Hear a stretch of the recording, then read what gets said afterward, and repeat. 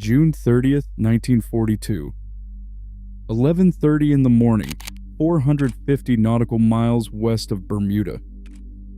Lieutenant Richard Schrader is at the controls of a twin-engine flying boat lumbering along at 800 feet above a flat blue Atlantic. His crew calls her the ugly sister of the patrol fleet, and the Royal Air Force has already rejected this exact aircraft as unfit for combat.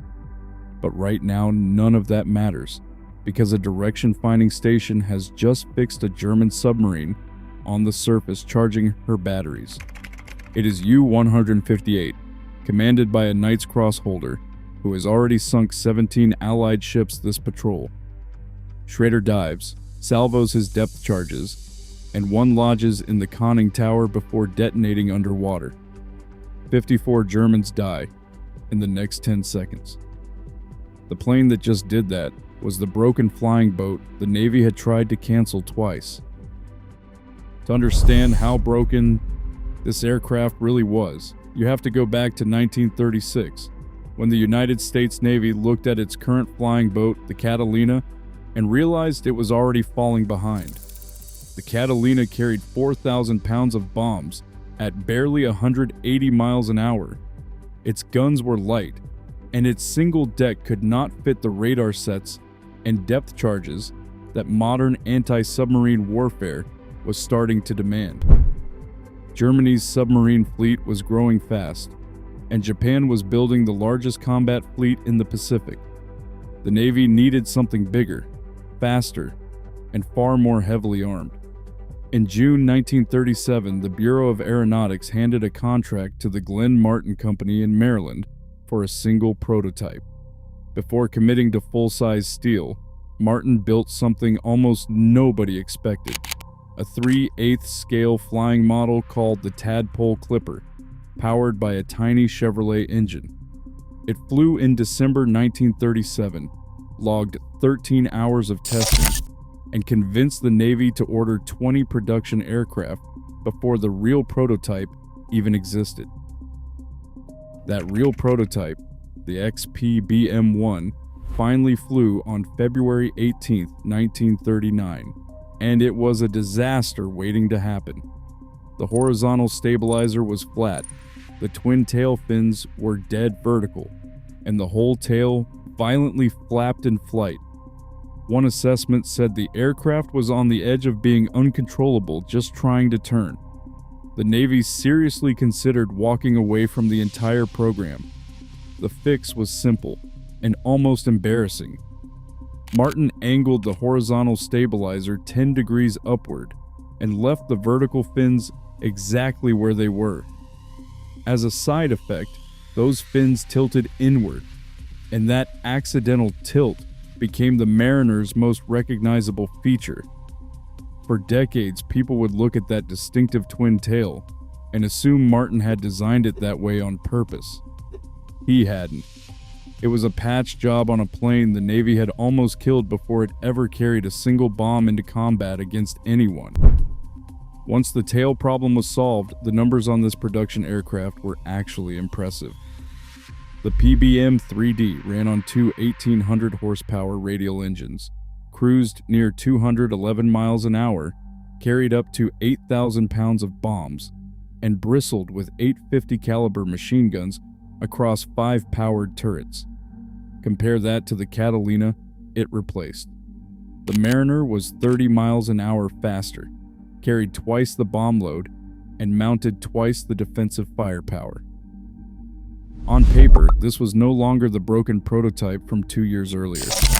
The 1st Squadron, VP-55, stood up at Norfolk in August 1940, and within a year, its successor squadron was already flying convoy escort over the North Atlantic out of Newfoundland. In July 1941, 2 of those aircraft were fitted with British search radar, making them the very first operationally radar-equipped aircraft in the entire United States Navy. This was, by every measure, a serious weapon arriving at exactly the right moment. And yet almost nobody wanted it. The Royal Air Force took 32 Mariners for evaluation in Scotland, in October 1943, formed a squadron around them, tested them for 2 months, and then disbanded the unit without flying a single operational sortie. The aircraft were shipped straight back to the Americans, and the British ordered more Sunderland flying boats instead. Inside the U.S. Navy itself, things were not much warmer. Several senior officers openly preferred the 4-engine PB-4Y Liberator and treated the Mariner as little more than a stopgap compromise, a plane you flew because nothing faster was available yet. So here was an aircraft that was faster than its predecessor, more heavily armed than its predecessor, and carrying radar before almost anything else in the fleet, and it still could not shake its reputation as the awkward, unwanted option. On every spec sheet, it looked like a solid weapon. In every officer's mess, it still looked like the runt of the patrol fleet. What none of them had figured out yet was where this particular plane could go that no bomber in either Air Force could ever follow. The real advantage was never the gull wing or even the radar on its own. It was the combination of 3 things no other Allied patrol aircraft had together: large internal bomb bays tucked inside the engine nacelles, a search radar built into the airframe, and the ability to operate from a seaplane tender anchored anywhere in the open ocean. A land-based bomber needs a runway, fuel storage, hangars, and weeks of construction. A tender is just a converted destroyer with a fuel hose and a crane, and you can move it overnight, anchoring it inside a captured atoll days before anyone else even arrives. That's exactly how Schrader found U-158 back in June of 1942, and that kill was only the opening shot. A year later, off Santa Catarina, a mariner from the same squadron caught U-513 on the surface and sank her, capturing her Knight's Cross holding commander, while 46 of his crew went down with the boat. Then came U-199 off Rio de Janeiro, the kill that showed exactly how dangerous this hunt could get. The German captain did not dive. He ordered his gunners to stand and fight with 4 heavy anti-aircraft guns instead. Lieutenant William Smith pressed 2 separate attack runs straight through the gunfire, taking 3 hits to his own engine. He could not sink her outright with depth charges, but he crippled her so badly she could not submerge, and a Brazilian Catalina arrived to finish the job. 49 Germans died. The captured captain later admitted on record that he had lost most of his men to gunfire from the Mariner itself. By the time the Atlantic campaign wound down, this aircraft alone had sunk or shared in the destruction of 10 German U-boats, out of 29 total kills credited to every type of Navy patrol aircraft combined. That's over a third of the entire Navy's submarine kills, flown by the one plane that critics had already written off as unfit for combat. By the time the war shifted to the Pacific, this aircraft found a different kind of fight entirely. In October 1944, a mariner flying out of Saipan used a new acoustic homing torpedo to cripple the Japanese submarine I-77, then guided a hunter-killer group built around an escort carrier in to finish her off 2 days later. All hands were lost, but the real Pacific story wasn't submarines anymore. It was Okinawa. The Navy seized the Kurama Islands 6 days before the main invasion for one specific reason: to give these flying boats a forward base before the ground campaign even started.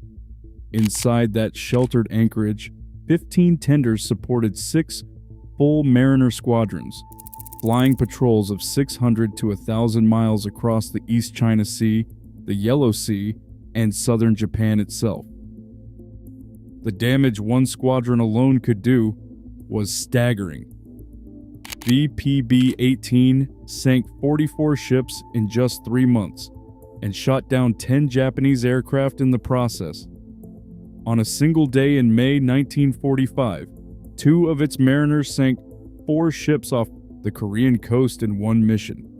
Days later, a formation from that same squadron shot down 3 enemy fighters from an elite Japanese naval air group.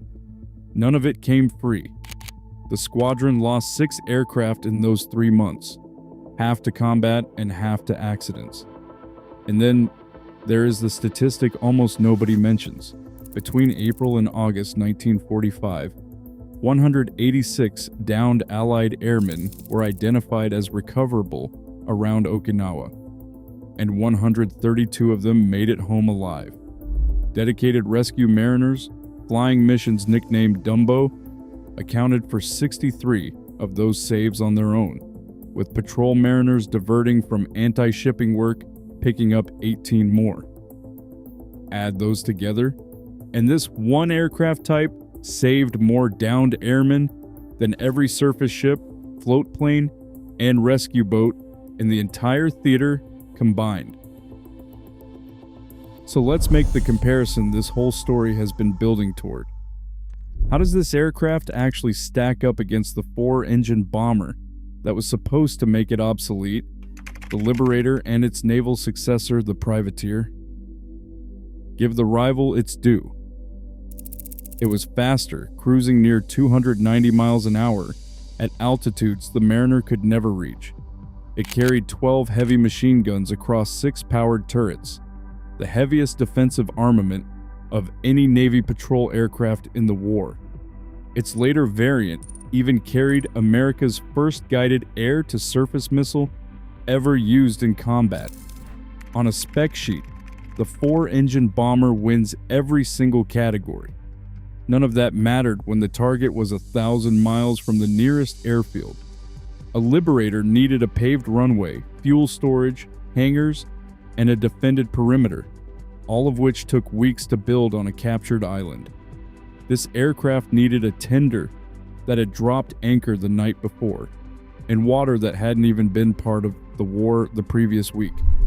One could only follow wherever engineers had already built a base.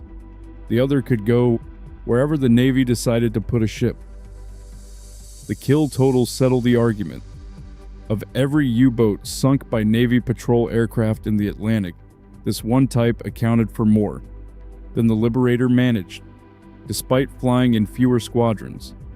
In the Pacific, the Liberator and Privateer sank plenty of tonnage, but no land-based naval bomber ever matched a single Mariner squadron's 44 ship total in 3 months.